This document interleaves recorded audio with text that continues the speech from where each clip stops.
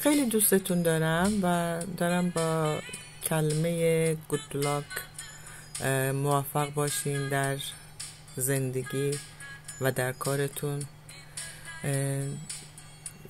کلمات مختلفی رو سعی کردم به کار بگیرم برای یادگیری بهتر و یادگیری با کلید واژه.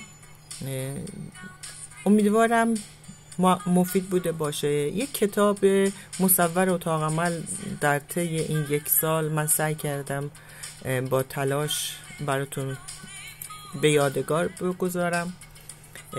دیگه بعد از عید فعالیتم رو کم خواهم کرد، مگر اینکه یک مورد چیز خاص ببینم اون مورد خاص رو میذارم، ولی دیگه خدا شاهد خسته شدم.